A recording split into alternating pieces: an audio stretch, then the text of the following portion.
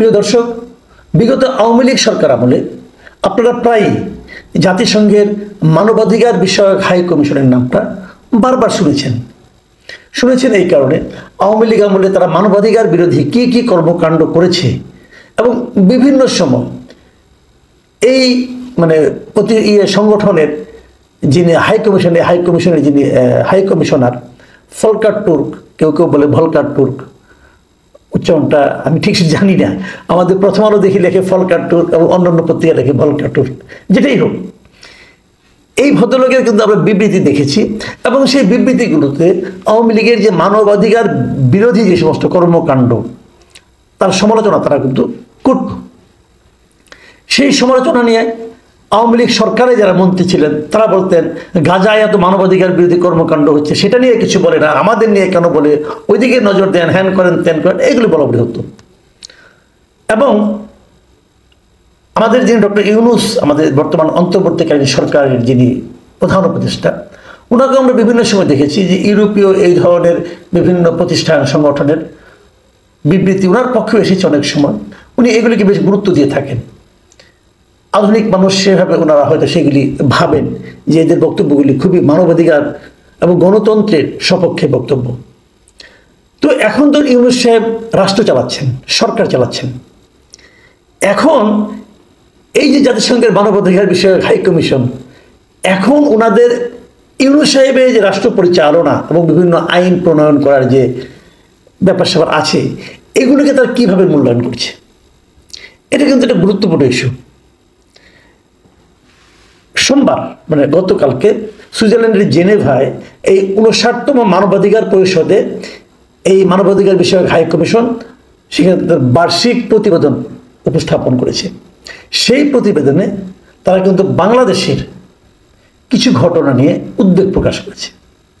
ছোট্ট একটা বিবৃতি তারা দিয়েছে, বিবৃতি ঠিক না, ওখানে সারা দুনিয়ার ঘটনা নিয়ে আছে, ইরান ইসরায়েলের যুদ্ধ এটা নিয়ে আছে, বিভিন্ন সুদানের ঘটনা নিয়ে আছে, সিরিয়ার ঘটনা নিয়ে আছে, বিভিন্ন দেশের, সারা দুনিয়ার যত দেশ আছে যেখানে যেখানে মানবাধিকার লঙ্ঘিত হচ্ছে সবগুলি ঘটনায় সেখানে ছোট ছোট করে তাদের পছন্দ হয়েছে, তারা যেগুলিকে উদ্বেগজনক মনে করেছে সেটাকে উল্লেখ করেছে, তারা যেটাকে পজিটিভ মনে করেছে সেটাকে ওইভাবে উল্লেখ করেছে।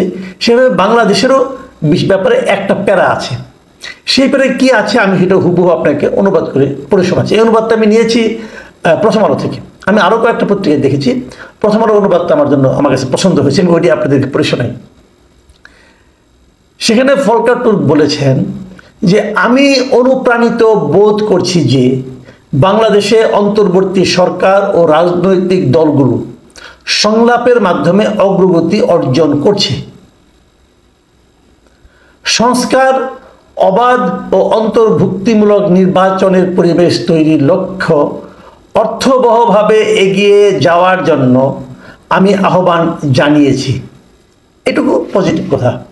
আমরা দেখছি সরকার বিভিন্ন রাজনৈতিক দলের সঙ্গে সংলাপ করছে এবং তারা সংস্কার, অবাধ এবং অন্তর্ভুক্তিমূলক নির্বাচনের পরিবেশ তৈরির জন্য এগিয়ে যাওয়ার জন্য উনি আহ্বান জানিয়েছেন। এখানে একটা কথা খেলে বলা যায়, সেটা হলো যে অন্তর্ভুক্তিমূলক নির্বাচন, এটার অর্থটা কি? এটার আবার নানা ধরনের ব্যাখ্যা এখন আবার দেখছি। কিন্তু অন্তর্ভুক্তিমূলক নির্বাচন বলতে অনেকে বলতে যাচ্ছেন যে কত বেশি ভোটার আসবে, সেটাই অন্তর্ভুক্তিমূলক নির্বাচনের ডেফিনেশন।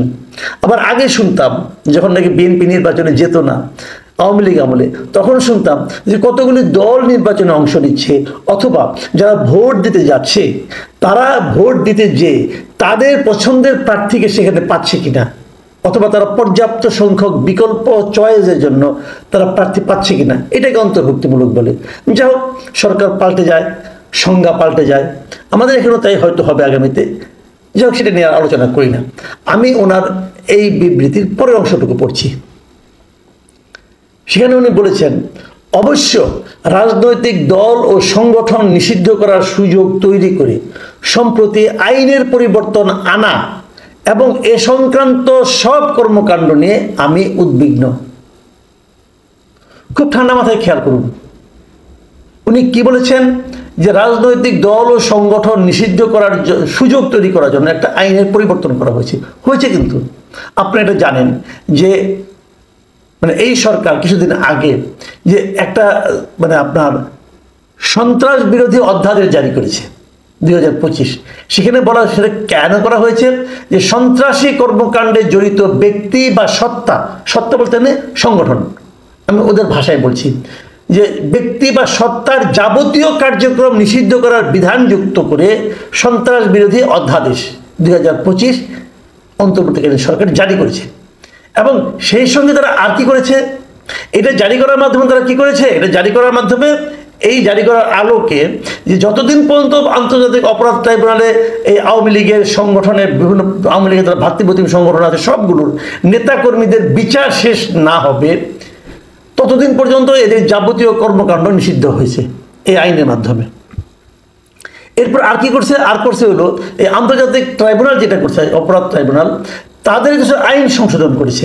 আইন সংশোধন করার মাধ্যমে আগে এদের আইনে ছিল না যে তারা কোনো রাজনৈতিক দলকে নিষিদ্ধ করতে পারবে, এমন কোনো আইন তাদের ছিল না, এখতিয়ার তাদের ছিল না। ওই এখতিয়ারটা এখন দেওয়া হয়েছে। সেখানে বলা হয়েছে আন্তর্জাতিক ট্রাইব্যুনাল যদি মনে করে যে কোনো রাজনৈতিক দল, তার অঙ্গ সংগঠন বা সমর্থক গোষ্ঠীকে তারা চাইলে শাস্তি দিতে পারে। মানে শাস্তি দেওয়া মানে কি নিষিদ্ধ করতে পারে, আংশিক নিষিদ্ধ করতে পারে, কর্মকাণ্ড নিষিদ্ধ করতে পারে, অনেক কিছুই করতে পারে। এটা তারা করার সুযোগটা আইনটা সংশোধন করেছে। এই যে আইনটাকে সংশোধন করা, এই যে অধ্যাদেশটা জারি করা, এটার ব্যাপারেই কিন্তু এই ভলকার তুর্ক বলেছেন যে রাজনৈতিক দল ও সংগঠন নিষিদ্ধ করার সুযোগ তৈরি করে সম্প্রতি যে আইনে পরিবর্তন আনা হয়েছে এবং এ সংক্রান্ত সব কর্মকাণ্ড মানে এই আইনের আলোকে যে রাজনৈতিক দলগুলিকে যে রাজনৈতিক কর্মকাণ্ড নিষিদ্ধ করা হয়েছে, এখন আপাতত তারা রাজনৈতিক কর্মকাণ্ড চালাতে পারবে না, এইগুলো সব কর্মকাণ্ড, এই সব কর্মকাণ্ড নিয়ে উনি উদ্বিগ্ন। তার মানে সরকারের এই আইনটাকে, এই অধ্যাদেশটাকে এবং এ সংক্রান্ত কর্মকাণ্ডকে জাতিসংঘ মানবাধিকার কমিশন ভালোভাবে দেখছে না, এটাকে মানবাধিকারের সঙ্গে সাংঘর্ষিক বলে তারা বিবেচনা করছে। তারপরে উনি শেষ বাক্যটা এভাবে লিখেছেন, এটা অন্যায্যভাবে সংগঠনের স্বাধীনতা, মত প্রকাশের স্বাধীনতা ও সমবেত হওয়ার স্বাধীনতাকে সীমিত করবে। মানে এই আইনটা হলে সংগঠন করার স্বাধীনতাকে সীমিত করে দিবে, মত প্রকাশের স্বাধীনতাকে সীমিত করে দিবে এবং একসঙ্গে কিছু লোক একটা বিষয়ে আলোচনা করার জন্য সমবেত হবে, সেই সমবেত হওয়ার স্বাধীনতাকেও সীমিত করবে। কথা কিন্তু পরিষ্কার। এই কথাগুলো পশ্চিমা জগতের কাছে খুবই প্রিয় ব্যক্তিত্ব ডক্টর মোহাম্মদ ইউনূস কিভাবে দেখবেন, কিভাবে মূল্যায়ন করবেন? উনি কি বুঝতে পারবেন, বুঝতে পারছেন যে ওনার অবস্থানটাকে উনি টেনে কোথায় নামিয়ে নিয়ে যাচ্ছেন? ওনার কর্মকাণ্ড নিয়ে জাতিসংঘ মানবাধিকার হাই কমিশন এখন সমালোচনা করছে। এই সমালোচনাটা উনি অর্জন করেছেন। এটা কি শেষ বয়সে এসে ওনার অর্জন করার কথা ছিল না। যে কাজটা উনি করতে যাচ্ছেন এটা তো বোঝাই যাচ্ছে এই আইনটা সংশোধন করা হয়েছে আওয়ামী লীগকে এবং তার অঙ্গ সংগঠনকে নিষিদ্ধ করার জন্য। এটা বোঝাই যাচ্ছে, বুঝতে কোনো কষ্টকর হওয়ার কথা না। ভলকার তুর্ক যখন কষ্ট হয় নাই, আমাদের নাকি কষ্ট হবে? আমরা তো এখানেই বসে আছি। শেষ পর্যন্ত ওনারা পারবেন কিনা এবং করলে পরে তার প্রতিক্রিয়া আমাদের এই সমাজে কি হবে সেটা বোঝার মতো মানসিক স্থিরতা কি ডক্টর ইউনূস সাহেবের আছে? ওনার বয়স হয়ে গেছে, আমার ইদানিং একটু সন্দেহ হচ্ছে। ভিন্ন মতকে ধারণ করার যে ক্ষমতা সেটা কি আছে? কিছু বললেই যে কথাটা বলা হয়, আমি এই কথাটা বলে আলোচনাটা শেষ করব। এটা নিয়ে পরে আরেকটা আলোচনা করব, যে কথাটা বলবো এখন সেটা নিয়ে। সেটা কি হচ্ছে, যে কথাটা বলা হচ্ছে যে সন্ত্রাসী কার্যক্রমে জড়িত ব্যক্তি বা সত্তার যাবতীয় কর্মকাণ্ড নিষিদ্ধ করার বিধান, মানে যারা সন্ত্রাসী কর্মকাণ্ড করে তেমন ব্যক্তি বা সত্তা মানে সংগঠন, এটাকে নিষিদ্ধ করতে হবে। এই হলো মূল লক্ষ্য। তো এদেশের সন্ত্রাসী কার্যক্রম কে করে বলেন? কোন দল করে? আমি একটা সহজ উত্তর দিই, এদেশে সব সময় সন্ত্রাসী কার্যক্রম করে সরকারে যে থাকে সেই সরকারের যে দল, তারা। যখন আওয়ামী লীগ থাকে সরকারে আওয়ামী লীগ করে, যখন বিএনপি থাকে সরকারে বিএনপি লোকজনরা করে, যখন জাতীয় পার্টি ছিল সরকারে তাদের লোকজন করছে, আগামীতে যারাই ক্ষমতায় আসবে তাদের লোকজনই সন্ত্রাসী কর্মকাণ্ড করবে। এখনই যারা ক্ষমতায় আসবে বলে মনে করা হচ্ছে তাদের লোকজন গ্রামাঞ্চলে এবং উপজেলা জেলা পর্যায়ে অলরেডি সন্ত্রাসী কর্মকাণ্ড শুরু করে দিয়েছে ভাই। একজন লোকের কাছ থেকে চাঁদা আদায় করা সন্ত্রাসী কর্মকাণ্ড। এগুলো শুরু হয়ে গেছে। কাজেই যদি আইন করতে হতো, আমি তো মনে করি আইনটা এইভাবে করা উচিত ছিল যে যারা সরকারে থাকবে তাদের রাজনৈতিক দলকে নিষিদ্ধ করা হোক, যতদিন তারা সরকারে থাকবে তাদের রাজনৈতিক দলকে নিষিদ্ধ করা হবে। এমন করলে সন্ত্রাস কমত। এভাবে করবে না। এখন আওয়ামী লীগ আছে সারা দেশে, তাহলে আওয়ামী লীগ সন্ত্রাসী কর্মকাণ্ড কেমনে করবে? আওয়ামী লীগ যখন বলতো যে বিএনপিরা সন্ত্রাসী কর্মকাণ্ড করে, জামাত করে, তখন আমাদের কাছে হাস্যকর মনে হতো। কেন? কারণ বিএনপি এবং জামাত তো নিজের জীবন রক্ষার জন্য দৌড়ের উপরে থাকতো, তারা সন্ত্রাসী কর্মকাণ্ড কখন করবে? এখন একই জিনিস। এখন তো আওয়ামী লীগ নিজের জীবন রক্ষার্থে দৌড়ের উপরে আছে, সন্ত্রাসী কর্মকাণ্ড কখন করবে? কাজে এই যে সিদ্ধান্তটা সরকার নিয়েছে, আইনটা সরকার করতে যাচ্ছে, করেছে অলরেডি, এবং আইনের প্রয়োগ হচ্ছে এখন, এটা যতটা না সন্ত্রাসী কর্মকাণ্ডের হাত থেকে জাতিকে রক্ষা করার জন্য, তার চেয়ে বেশি একটা বিশেষ দলের প্রতি তাদের যে প্রতিহিংসা চরিতার্থ করার মনোবাসনা, সে কারণে হচ্ছে।